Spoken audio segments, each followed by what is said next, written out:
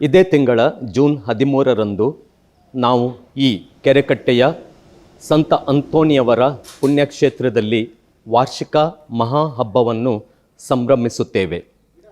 ಆ ದಿನವೇ ಇಲ್ಲಿ ಸ್ಥಾಪಿಸಿದ ಸಂತ ಅಂತೋಣಿಯವರ ನಿರ್ಗತಿಕರ ಆಶ್ರಮದ ಉದ್ಘಾಟನೆಯನ್ನು ಕೂಡ ನಾವು ಇಲ್ಲಿ ನೆರವೇರಿಸಲಿದ್ದೇವೆ. ಈ ದಿನ ಸುಮಾರು 4,000ದಷ್ಟು ಭಕ್ತಾದಿಗಳು ಇಲ್ಲಿ ನೆರೆದಿರುತ್ತಾರೆ ಹಾಗೂ ಬಂದ ಎಲ್ಲ ಭಕ್ತಾದಿಗಳಿಗೆ ಭೋಜನದ ವ್ಯವಸ್ಥೆಯನ್ನು ನಾವು ಮಾಡುತ್ತೇವೆ. ಈ ನಿರ್ಗತಿಕರ ಆಶ್ರಮದ ಬಗ್ಗೆ ಹೇಳುವುದಾದರೆ, ಇದು ದಾನಿಗಳ ಸಹಾಯದಿಂದ ನಾವು ಇಲ್ಲಿ ಹಮ್ಮಿಕೊಂಡಿರುವ ಯೋಜನೆ. ನಿರ್ಗತಿಕರಿಗೆ, ಬಡವರಿಗೆ ಏನಾದರೂ ಮಾಡಬೇಕೆಂಬ ಒಂದು ಹಂಬಲ ನಮ್ಮ ಧರ್ಮಕ್ಷೇತ್ರದ ಅಂದಿನ ಬಿಷಪ್ರಾದ ಪರಮ ಪೂಜ್ಯ ಜೆರಾಲ್ಡ್ ಐಸಕ್ ಲೋಬೋ ಇವರಿಗೆ ಇತ್ತು. ಇವರ ಆಶಯದಂತೆ ಈ ಯೋಜನೆಯನ್ನು ನಾವು ಇಲ್ಲಿ 2023 ಜೂನ್ 13ರಂದು ಈ ಕಟ್ಟಡಕ್ಕೆ ಶಿಲಾನ್ಯಾಸ ಮಾಡಿ ಆರಂಭಿಸಿದ್ದೆವು. ಇದು ಇವಾಗ ಸಂಪೂರ್ಣಗೊಂಡು ಈ ಉದ್ಘಾಟನೆಗೆ ಸಿದ್ಧವಾಗಿದೆ.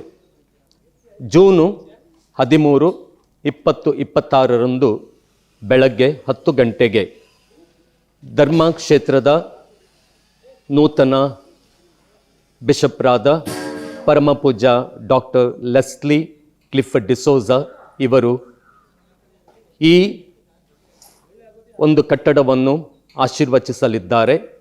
ಅದಕ್ಕಿಂತ ಮೊದಲಾಗಿ ಈ ಕಟ್ಟಡದ ಮಹಾದಾನಿಗಳಾದ ಫಿಲಿಪ್ ಡಿಕಾಸ್ತ ಮತ್ತು ಕುಟುಂಬ ಇವರು ಈ ಕಟ್ಟಡವನ್ನು ಉದ್ಘಾಟಿಸಲಿದ್ದಾರೆ.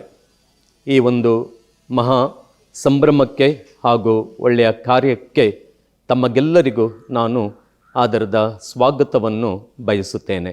ತಮಗೆಲ್ಲರಿಗೂ ವಂದನೆಗಳು. ನಾನು ಫಿಲಿಪ್ ಡಿಕೋಸ್ಟಳ್ಳಿ, ಕಾಂಟ್ರಾಕ್ಟರ್, ಕೋಣಿ ಬಸೂರು ಚರ್ಚ್. ನಾನು ಈ ಒಂದು ಆಶ್ರಮ ವಿಚಾರದಲ್ಲಿ ನನಗೆ ಸಣ್ಣ ವಯಸ್ಸಿನಲ್ಲಿ, ಅಂದರೆ ಹೆಚ್ಚು ಸಣ್ಣದು 26 ವರ್ಷ ಪ್ರಾಯದಲ್ಲಿ ನಾನೊಂದು ಮರಣಕ್ಕೆ ಹೋಗಿದ್ದೇನೆ, ನಮ್ಮವ್ರದ್ದೇ. ಹೋದಾಗ ಅವರು ಭಾರಿ ಆ ಮರಣ ಅದು ನೋಡಿ ನಂಗೆ ಭಾಳ ಒಂದು ನೋವಾಯಿತು. ಅವರು ಯಾರು ಗತಿಗೋತಿಲ್ಲದೆ ಹಟ್ಟಿಯಲ್ಲಿ, ದನದ ಹಟ್ಟಿಯಲ್ಲಿ ಇದ್ದರು. ನಾನು ವಿಚಾರಿಸಿದೆ, ಇವರಿಗಿಲ್ಲ, ಇದೆ ಮನೆ ಇದೆ, ಅವರ ಅಣ್ಣನ ಹೆಂಡತಿ ಮಕ್ಕಳೆಲ್ಲ ಬೇರೆ ಇದ್ದಾರೆ, ಇವರಿಗೆ ಹಟ್ಟಿಯಲ್ಲಿ ಇಟ್ಟಿದ್ದಾರೆ. ಆವಾಗ ನನಗೆ ಮನಸ್ಸಿಗೆ ಆಯಿತು, ಏನಾದ್ರು ಒಂದು ಇಂಥ ನಿರ್ಗತಿ ಆದವರಿಗೆ ಒಂದು ವ್ಯವಸ್ಥೆ ಮಾಡಬೇಕು ಅಂತ ಮನಸ್ಸಿಗೆ ಬಂತು. ಆದರೆ ನಾನು ಸಣ್ಣ ವಯಸ್ಸು ಮತ್ತು ನನ್ನ ಉದ್ಯೋಗ ಕೂಡ ಬೆಳೆಯಿಲ್ಲ. ನೋಡೋ ಮುಂದೆ ದೇವರು ಆಶೀರ್ವಾದ ಮಾಡಿದಾಗ ಒಂದು ಆಲೋಚನೆ ಆಗ್ಬೋದು. ಅದು ಸರಿಯಾಗಿ ದೇವರು ನನಗೆ ಆಶೀರ್ವಾದ ಮಾಡಿದ್ದಾರೆ. ಹಾಗೆಯೇ ಕೆರೆಕಟ್ಟೆಯಲ್ಲಿ ಬಂದಾಗ ಮತ್ತೂ ಇಂಪ್ರೆಷನ್ ಆಯಿತು, ಇಲ್ಲೊಂದು ಯಾಕೆ ಮಾಡಬಾರ್ದು ಅಂತೇಳಿ ಒಂದು ಮನಸ್ಸು ಬಂತು. ಆಗಿನ ಬಿಷಪ್ಪು ಐಸಕ್ ಲೋಬೋ ಹತ್ರ ನಾನು ಮಾತಾಡಿದಾಗ ಅವ್ರು ಹೇಳಿದ್ರು, ಬಿಲ್ಕುಲ್ ಆಗುವುದಿಲ್ಲ, ಇಲ್ಲಿ ನಾನು ಕಾರ್ಕಳದಲ್ಲಿ ಆಲ್ರೆಡಿ ಮಾಡಿದ್ದೇನೆ, ಅರೇಂಜ್ಮೆಂಟ್ ಆಗ್ತಾಯಿದೆ. ನಾನು ದೇವ್ರ ಇಚ್ಛೆ ಅಂತೇಳಿ ನನ್ನ ಪ್ರಾರ್ಥನೆಯನ್ನು ಮುಂದುವರಿಸಿದೆ. ಒಂದು ಕೆರೆಕಟ್ಟೆಯಲ್ಲಿ ಒಂದು ಆಶ್ರಮ ಆಗಲೇಬೇಕು ಅಂದೇಳಿ. ಮತ್ತು ಪುನಃ 2ನೇ ವರ್ಷಕ್ಕೆ ಕೂಡ ಅವ್ರದ್ದು ರಿಕ್ವೆಸ್ಟ್ ಮಾಡಿದೆ, ಒಪ್ಪಲಿಲ್ಲ. 3ನೇ ವರ್ಷದಲ್ಲಿ ರಿಕ್ವೆಸ್ಟ್ ಮಾಡಿದೆ, ಬಿಡಲಿಲ್ಲ ನಾನು. ಬಿಷಪ್ ಸಾಹೇಬ್ರೆ, ನನಗಿದು ಕೆಲಸ ಆಗಲೇಬೇಕು, ನನಗೇನು ಭಾಳ ಒಂದು ಮನಸ್ಸಿದೆ.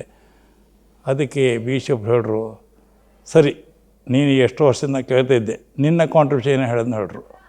ಅದಕ್ಕೆ ನಾನು ಹೇಳಿದೆ, ಬಿಷಪ್, ನಾನು ಸ್ವಲ್ಪ ಅಮೌಂಟ್ ತೆಗಿಟ್ಟಿದ್ದೇನೆ, ಅಷ್ಟು ಅಮೌಂಟ್ ಇಷ್ಟೊಂದು ನಾನು ಹೇಳೋದಿಲ್ಲ, ಅಷ್ಟು ಅಮೌಂಟನ್ನು ನಾನು ಈ ಆಶ್ರಮಕ್ಕೆ ಕೊಡ್ತೇನೆ. ಅದನ್ನು ಕೇಳಿ ಬಿಷಪ್ ಭಾಳ ಖುಷಿಯಾಯಿತು.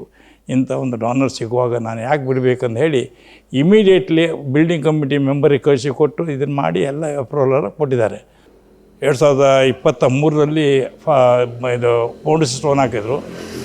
ಈಗ ಈ 3 ವರ್ಷ ನಂತರ ಈಗ ಉದ್ಘಾಟನೆ ಆಗ್ತಾಯಿದೆ. ಏನು ಅದೆಲ್ಲ ನಾನು ಶಬ್ದನೇ ಇಲ್ಲ, ಎಲ್ಲ ದೇವರ ಆಶೀರ್ವಾದ. ದೇವರ ಕೆಲಸ ಮಾಡಲಿಕ್ಕೆ ದೇವರೇ ಒಂದೊಂದು ಜನ ನೇಮಕ ಮಾಡ್ತಾನೆ, ಅದ್ರಲ್ಲಿ ನಾನು ಒಬ್ಬ ಅಂತ ಹೇಳಲಿಕ್ಕೆ ನಾನು ಇಚ್ಛೆ ಪಡ್ತೇನೆ. ಇಷ್ಟನ್ನು ಹೇಳಿ ನಾನು ಶುಭ ಹಾರೈಸಿ ನಾನು 2 ಮಾತನ್ನು ಮುಗಿಸ್ತೇನೆ.